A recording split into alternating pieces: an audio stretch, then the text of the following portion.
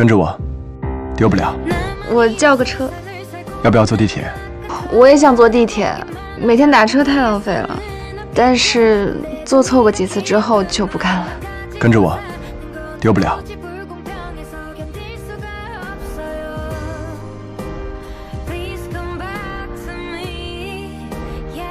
这人一定有强迫症，一会儿走左边，一会儿走右边。这里的阶梯有很多都被雪盖住了，一不留神就会踩空。